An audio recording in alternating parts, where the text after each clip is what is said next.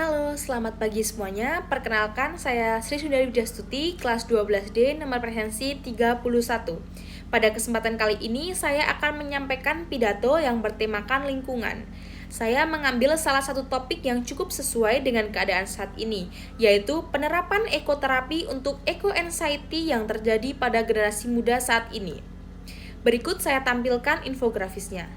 Assalamualaikum warahmatullahi wabarakatuh. Selamat pagi, salam sejahtera bagi kita semua. Om Swastiastu, Namo Buddhaya, salam kebajikan. Yang saya hormati Bapak Ibu Guru serta teman-teman generasi muda yang saya cintai dan banggakan. Puji syukur marilah kita panjatkan kehadirat Tuhan Yang Maha Esa, karena atas berkat dan rahmat-Nya kita dapat berkumpul dalam keadaan sehat walafiat untuk membahas isu yang sangat hangat atau krusial bagi keberlangsungan kehidupan kita. Hadirin yang berbahagia, saat ini kita berdiri di tengah realitas krisis iklim yang tidak lagi sekadar prediksi, melainkan sebuah fakta. Fenomena ini melahirkan sebuah kondisi psikologis yang kita kenal sebagai eco-anxiety. Eco-anxiety merupakan perasaan cemas, khawatir, dan ketidakberdayaan yang muncul akibat ancaman kerusakan lingkungan. Perlu kita garis bawahi bahwa kondisi ini bukanlah sekadar gangguan mental semata, melainkan sebuah respon yang wajar terhadap realitas krisis iklim yang semakin nyata. Generasi muda menjadi kelompok yang paling rentan terhadap kondisi ini, karena adanya paparan informasi digital yang begitu cepat, serta beban pikiran mengenai prospek masa depan yang kian tidak menentu. Teman-teman, data dari Carbon Hero menunjukkan angka yang sangat memprihatinkan, di mana 89% pemuda Indonesia usia 17 hingga 35 tahun mengaku merasa takut dan tidak berdaya terhadap masa depan lingkungan.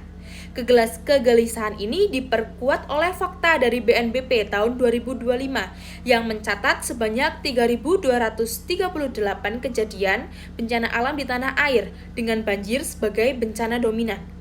Tragedi besar yang terjadi di wilayah Sumatera, khususnya Aceh dan Sumatera Utara pada tahun 2025 yang mengakibatkan lebih dari 1.000 korban jiwa dan jutaan pengungsi telah meninggalkan trauma.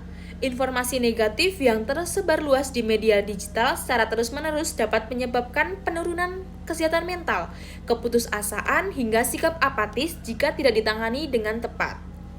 Teman-teman, sebagai langkah preventif dan kuratif, kita memerlukan sebuah solusi yang inovatif yang disebut sebagai ekoterapi komunitas.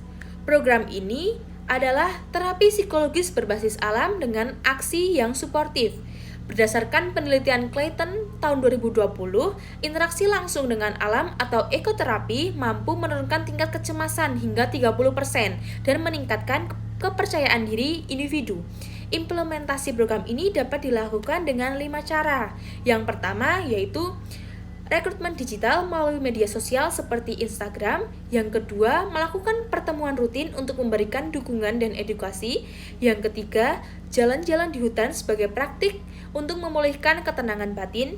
Yang keempat, yaitu aksi nyata lingkungan seperti penanaman mangrove di hutan terdekat. Yang kelima, lokakarya kemandirian yang didukung oleh lembaga berwenang seperti Kementerian Lingkungan Hidup dan Kehutanan.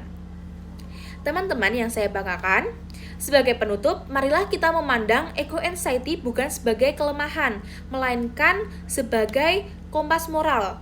Rasa cemas ini adalah bukti bahwa kita memiliki kepedulian yang mendalam terhadap bumi kita.